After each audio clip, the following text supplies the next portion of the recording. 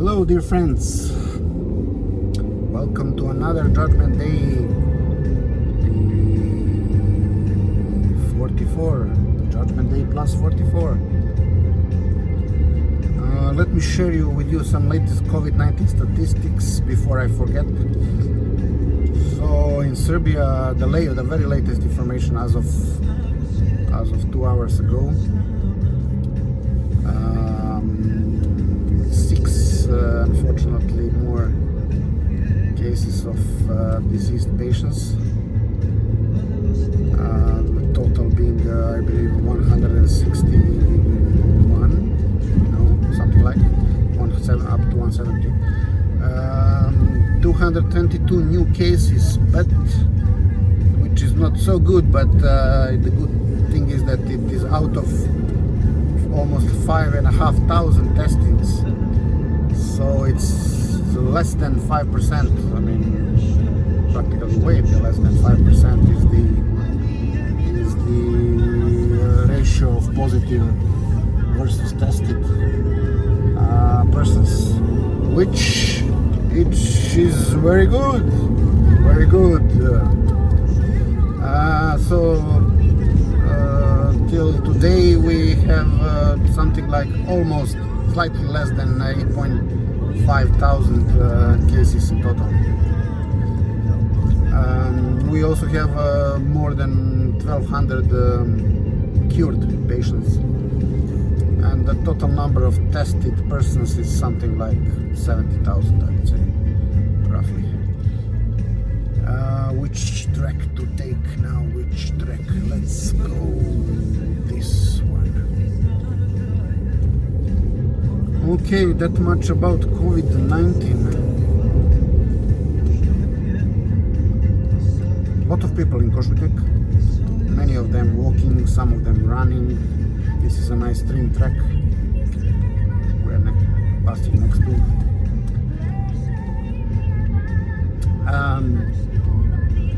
When passing next to this stream track, I cannot not mention the person who practically was practicing here every day, and was quite important politician in Serbia in times before Milosevic and partially during Milosevic's era. But in a way he was a Milosevic's mentor, but I mean during the initial period of Milosevic's regime. But then at a certain point of time, the Milosevic diverged from the let's say principles of this gentleman, and his name is Petar Stambolic. Eventually his opposition to Milosevic went that far that he was thinking of applying for at some presidential elections to be the counter candidate of Milosevic. So Milosevic or his wife Mira Markovic, or who knows who, ordered practically assassination of this gentleman, and he was taken while jogging somewhere here into a combi, taken somewhere and executed somewhere in some woods. I'm not really sure where. Yeah, what to say to that?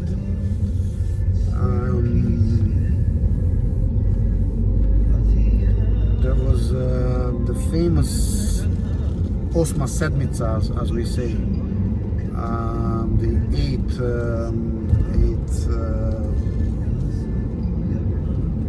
plenary meeting of the Communist Party back then of Yugoslavia, where Milosevic practically gained, or no, this was the Communist Party of Serbia, I believe, where Milosevic practically took the power from Petar Stambolic.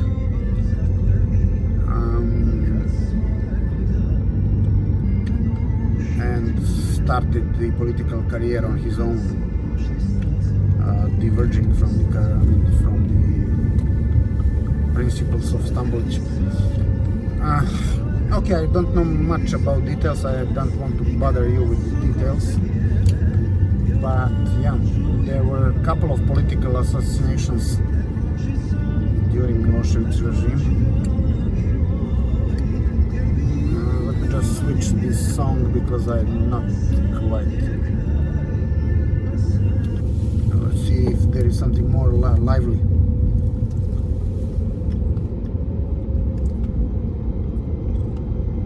No, there is not.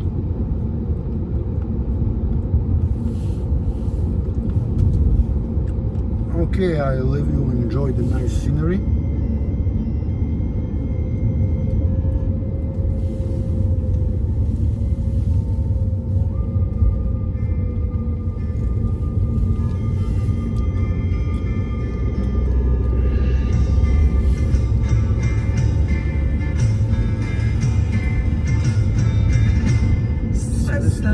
Svijeta prođoh ja sa zvijezdama sjevera i svaku svoju grešku znam.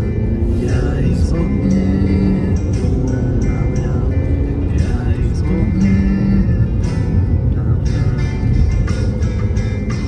Sve staze svijeta guste su i samo čavi koferu.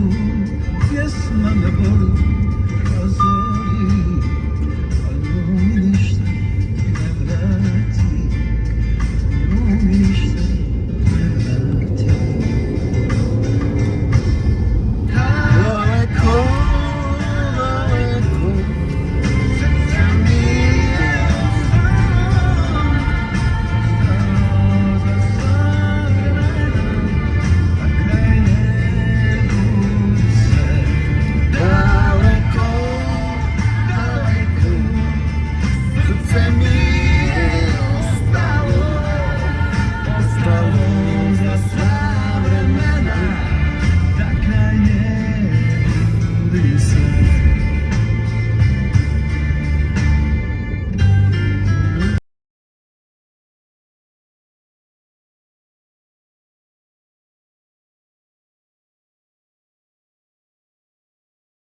Moj su dom, a moje misli The su car in front of Octavian, u boji the white Yugo, the famous car of the pride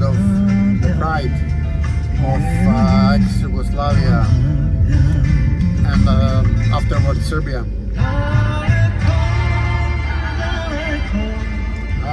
Many of these were produced, during the long period of production of this car. It is not being produced anymore. Zastava, Kragujevac, nowadays Fiat. Well, an interesting car. It used to be exported to the US, and in some surveys it has been declared as one of the worst cars ever in the US. But not completely true, I would say. Not completely true. I don't know whether there were worse cars in the US, but this car can take you where you wish. It's not very comfortable. I never had one, but my wife had one, and my brother still has one. And I can tell you, it's for day-to-day taking you within the city circulation. It's quite good. A friend of mine even went to Switzerland with this car. You can go everywhere, but the price range was below 5,000 euros, if I'm not mistaken. There were also some models with stronger engine, so I'm talking about the Yugo 45, which was the most commonly produced practically. But there was also a 55 and I believe it was even 60 or 65, I'm not sure, but this. And of course we had the championship of these national cars, and this was one of the tracks where they were driving, the Kosutrnjak rally track. So there were numerous jokes about Jugo, such as kupite Jugo, neće dugo, similar. So buy Jugo, it is not going to last long.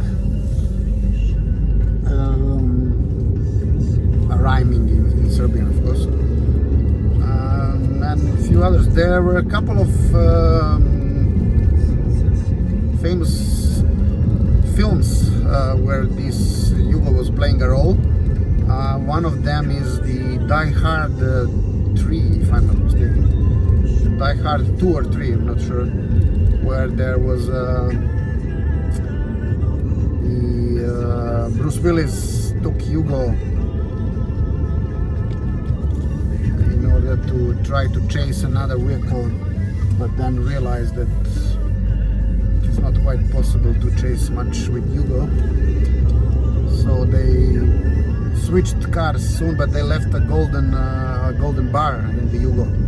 This was one. There was also the movie Vrana, if I'm not mistaken, where also Jugo was mentioned and even driven. But okay, Jugo, this is the story about Jugo. Prior to that, the most famous car was Zastava 101. The famous Stojadin. The Stojadin was also produced. It was the concept that was abandoned by Fiat, and then Zastava took it, and Zastava was producing it, even exporting to various countries: Poland, Czech Republic, Czechoslovakia back then, Russia, of course. I don't know, many, even to Greece, I believe, and some other countries, Egypt, of course, etc. So it was a nice car. My car, Zastava 128, was practically the same, sharing the same platform, but was a sedan. So it was a limousine practically. This was practically the only difference, because it didn't have the fifth door, but instead it had a regular trunk, etc. And that model was produced by Fiat in Italy and in many other countries, I believe. So it was more known. I don't think that in Italy it had this was the name. I mean, it was not Fiat 128, but it was I believe that the mark was different. Not really sure now. It could be even the case that it was marked as Fiat 128.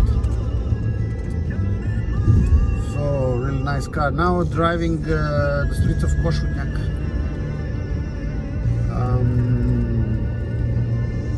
Let's not now take the road, the Kosutrnjak road back, but we'll take the Banovo brdo way back, and the new viaduct, I mean relatively new viaduct near the Hipodrom.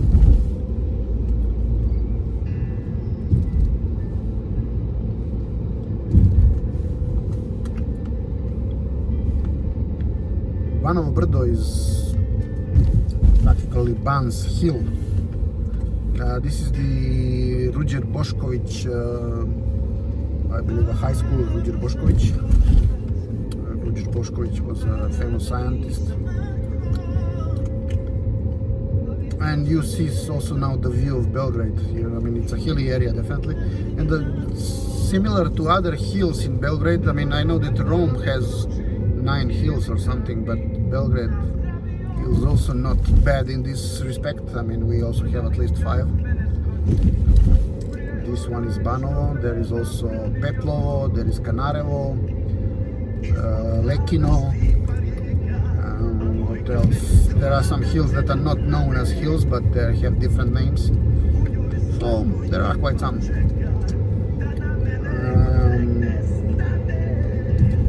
The residents of Banovo brdo. So this is also kind of a city within a city. So guys living here they have practically everything here at this hill. There is not quite too much need to go to the city center because practically this will be a new shopping mall if I'm not mistaken. Not yet completed.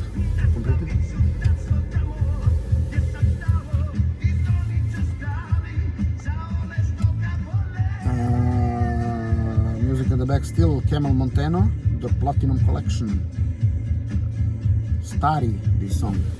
Okay, let's go.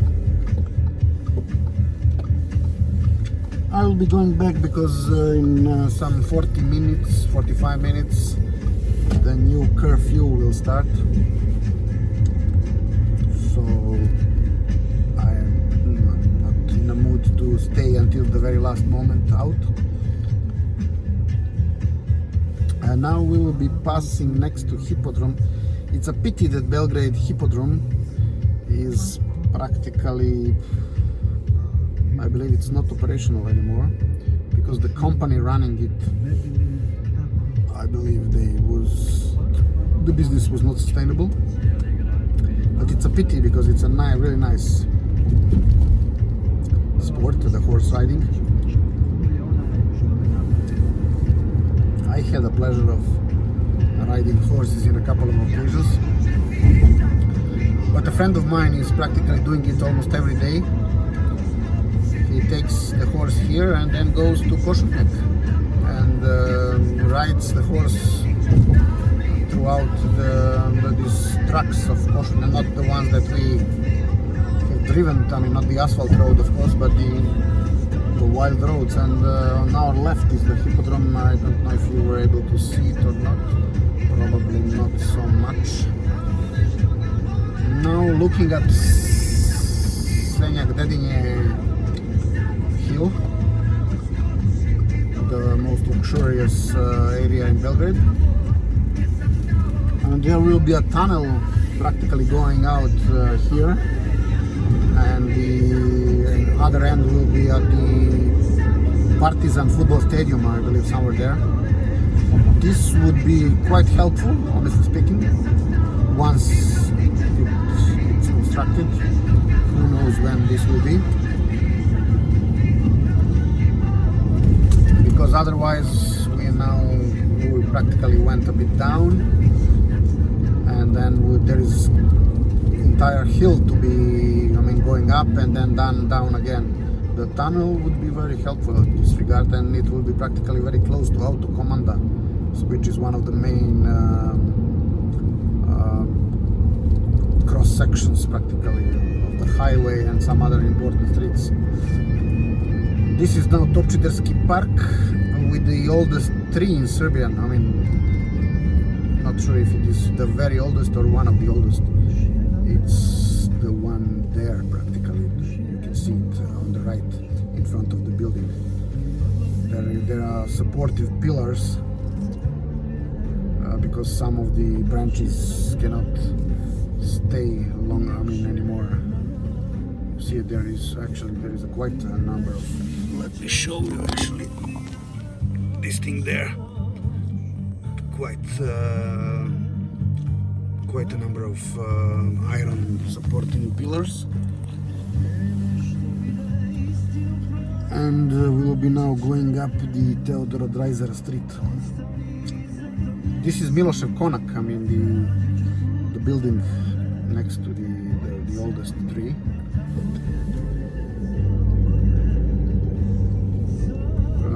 Knyaz Miloš, the Serbian ruler that liberated Serbia from the Ottomans in the 19th century.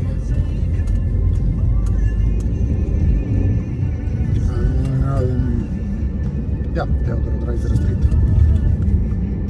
Okay, I would say that much for now. Thank you for watching. The decision about the curfew during the 1st of May holiday celebration is now under consideration. There was a decision that there will be a curfew now practically from the day after tomorrow, from Thursday, 6 p.m. until Monday, the following Monday 5 a.m.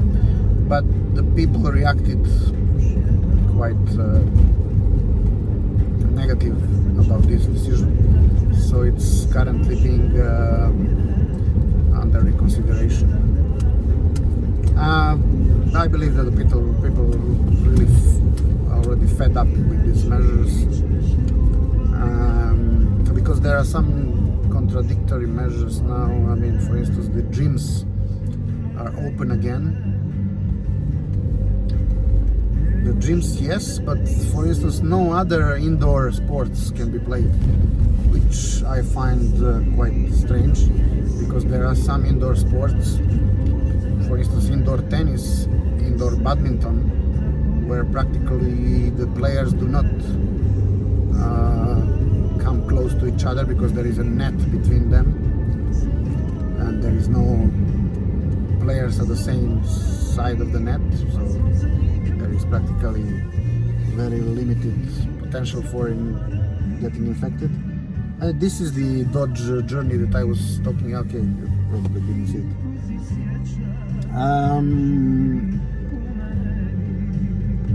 But yeah, whereas at the gyms, to me, according to my opinion, there is much higher risk of getting infected because you use the same tools, devices that were used just before you. I don't know, let's see.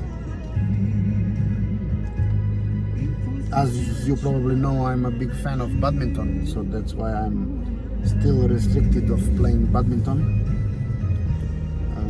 Tennis not anymore that much because I have some back pains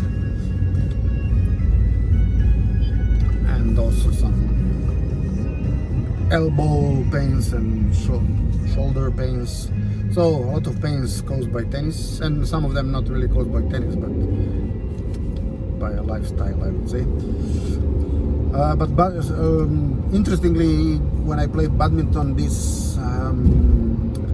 I don't have many problems with regards to either the back or the arm. Sometimes I feel if I play really hard some smatches, but that's why I developed a special tactic of playing quite soft, because badminton there are two ways of playing. Actually, you combine these two ways, but okay, you can give advantage to one or the other. So whenever I don't have to do a smash, but I have another solution, I apply this other solution. So this is either a short ball or the drop or similar things, mostly actually drops, yes. But okay, as I said, bye for now, and we'll be talking to you tomorrow again. Thank you for watching.